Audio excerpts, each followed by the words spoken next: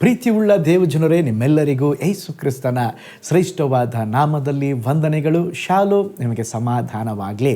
ಈ ದಿನ ದೇವರ ವಾಕ್ಯದ ಧ್ಯಾನಕ್ಕಾಗಿರುವಂಥ ವಿಷಯ ನಿಸ್ವಾರ್ಥವಾಗಿ ಜೀವಿಸು.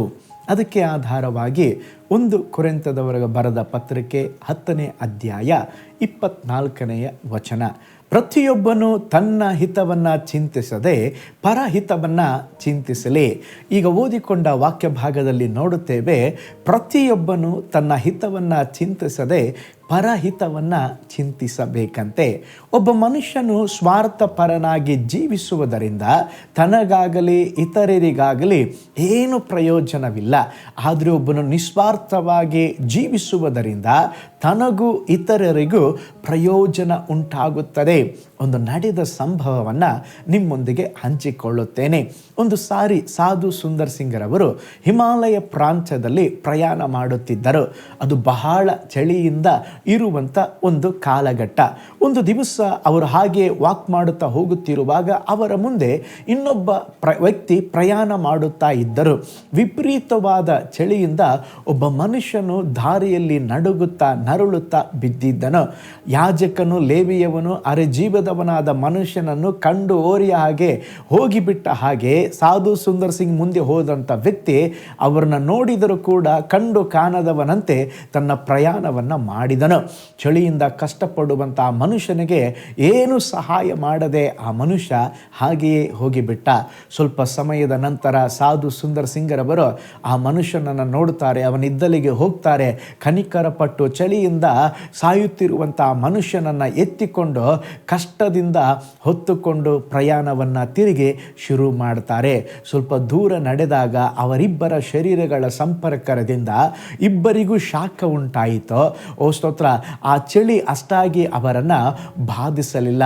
ಆದರೆ ಇವರಿಗಿಂತ ಮುಂಚಾಗಿ ನೋಡದವನಂತೆ ಹೋದಂಥ ವ್ಯಕ್ತಿ ನೋಡ್ತಾರೆ, ಮುಂದೆ ಹೋದಾಗ ಆ ಮನುಷ್ಯನು ತೀರಿ ಹೋಗಿದ್ದ. ವಿಪರೀತವಾದ ಚಳಿ ನಿಮಿತ್ತವಾಗಿ ತೀರಿ ಬಿದ್ದಿದ್ದ. ಕಾರಣ ಏನು ಗೊತ್ತಾ? ಅವನು ಸ್ವಾರ್ಥಪರನಾಗಿ ಜೀವಿಸಿದ, ಸಹಾಯ ಮಾಡದೆ ಜೀವಿಸದೆ ಮುಂದೆ ಹೋಗಿದ್ದಕ್ಕೆ ಅವನ ಜೀವನ ನಷ್ಟಪಡ್ತು.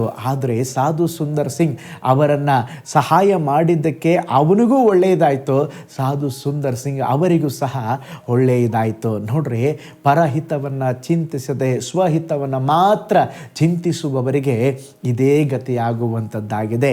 ಸ್ವಾರ್ಥತೆಯಿಂದ ಓ ಸ್ತೋತ್ರ, ನಮಗೂ ಇತರರಿಗೂ ಶಾಪ ಬರ್ತದೆ.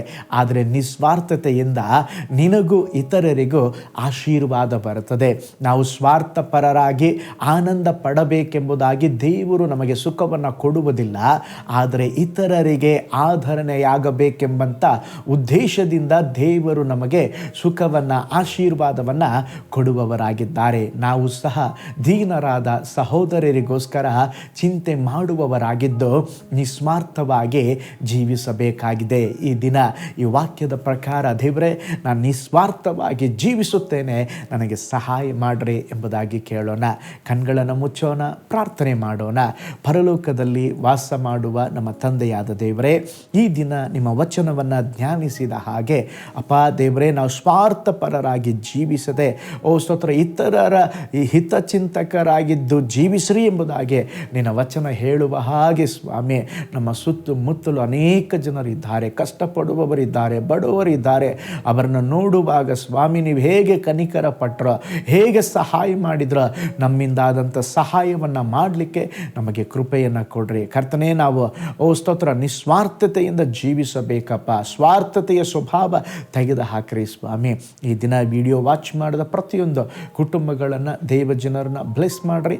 ಈ ದಿನ ಆಶೀರ್ವಾದವಾಗಿರಲಿ. ಅವರು ಹೋಗುವಾಗ ಬರುವಾಗ ದೇವರೇ ಸ್ತೋತ್ರ, ನಿನ್ನ ದೈವಿಕವಾದ ಹಸ್ತ ಅವರನ್ನು ಪ್ರೊಟೆಕ್ಟ್ ಮಾಡಲಿ. ಹಾಗೆ ಮಾಡುವುದಕ್ಕಾಗಿ ಸ್ತೋತ್ರ, ಯೇಸುವಿನ ಹೆಸರಿನಲ್ಲಿ ತಂದೆಯೇ, ಆಮೇನ್, ಆಮೇನ್. Praise the Lord. ಹಾಗಾದರೆ ಸ್ವಾರ್ಥಪರರಾಗಿರದೆ ನಿಸ್ವಾರ್ಥವಾಗಿ ಜೀವಿಸಿ ಕರ್ತನ ನಾಮದ ಮಹಿಮೆಗಾಗಿ ಜೀವಿಸೋಣ. ನಾಳೆ ಮತ್ತೊಂದು ದೈನಂದಿನ ಜ್ಞಾನದಲ್ಲಿ ನಾನು ನಿಮ್ಮನ್ನು ಸಂಧಿಸ್ತೇನೆ. ನಾನು ನಿಮ್ಮ ಪ್ರೀತಿಯ ಸೇವಕ pastor Paul Joy. God bless you all. ಕರ್ತನಲ್ಲಿ ಪ್ರಿಯರೇ, ಈ ಸಂದೇಶ ಮತ್ತು ಪ್ರಾರ್ಥನೆ ನಿಮಗೆ ಆಶೀರ್ವಾದಕರವಾಗಿದ್ದರೆ, ದೇವರು ನಿಮ್ಮನ್ನು ಪ್ರೇರೇಪಿಸಿದರೆ, ನಂಬಿಕೆಯಿಂದ ಸಾಗುವ ಈ ಸೇವೆಗೆ ನಿಮ್ಮ ಅಮೂಲ್ಯವಾದ ಕಾಣಿಕೆಯನ್ನು ಬಿತ್ತಿರಿ. ಪ್ರೀತಿಯ ದೇವಜನರೇ, ವಾಯ್ಸ್ ಆಫ್ ಹೋಪ್ ಮಿನಿಸ್ಟ್ರಿಯ ವತಿಯಿಂದ ಕೋರಮಂಗಲದಲ್ಲಿ ಪ್ರತಿ ಭಾನುವಾರ ಬೆಳಿಗ್ಗೆ 9:30ಕ್ಕೆ ಕನ್ನಡ ಆರಾಧನೆ ನಡೆಯುತ್ತಿದೆ. ಆತ್ಮಭರಿತವಾದ ಆರಾಧನೆ, ಮನಮುಟ್ಟುವ ಸಾಕ್ಷಿ, ಬಲಪಡಿಸುವ ದೇವ ಸಂದೇಶ. ಬನ್ನಿ, ನಮ್ಮೊಂದಿಗೆ ಭಾಗಿಯಾಗಿ ಕರ್ತನನ್ನು ಆರಾಧಿಸಿರಿ. ನೂತನ ತಿಂಗಳ ಆಶೀರ್ವಾದ ಕೂಟ ಪ್ರತಿ ತಿಂಗಳು ಮೊದಲ ದಿನ ಸಂಜೆ 7 ಗಂಟೆಗೆ. ಪ್ರತಿ ತಿಂಗಳು 2ನೇ ಶನಿವಾರ ಬಿಡುಗಡೆ ಉಪವಾಸ ಪ್ರಾರ್ಥನೆ ಕೂಟ ಬೆಳಿಗ್ಗೆ 10:30ಕ್ಕೆ. ನಿಮಗಾಗಿ ಪ್ರಾರ್ಥಿಸಬೇಕೆ? ನಿಮಗೆ ಯಾವುದಾದರೂ ಪ್ರಾರ್ಥನೆ ಮನವಿಗಳು ಇರುವುದಾದರೆ ಕೆಳಗಿನ ನಂಬರಿಗೆ ಕರೆ ಮಾಡಿ ಅಥವಾ ವಾಟ್ಸಪ್ ಮಾಡಿ. ಈ ಆತ್ಮಿಕ ಸಂದೇಶಗಳು ನಿಮಗೆ ಆಶೀರ್ವಾದಕರವಾಗಿದ್ದರೆ ಲೈಕ್ ಮಾಡಿರಿ. ಇಂಥ ಅದ್ಭುತ ಸಂದೇಶ ಪ್ರತಿದಿನ ನೋಡಲು ಬಯಸುವುದಾದರೆ ಸಬ್ಸ್ಕ್ರೈಬ್ ಮಾಡಿ ಹಾಗೂ ಇತರರೊಂದಿಗೆ ಶೇರ್ ಮಾಡಿರಿ. ಕರ್ತನು ನಿಮ್ಮನ್ನು, ನಿಮ್ಮ ಕುಟುಂಬವನ್ನು ಆಶೀರ್ವದಿಸಲಿ.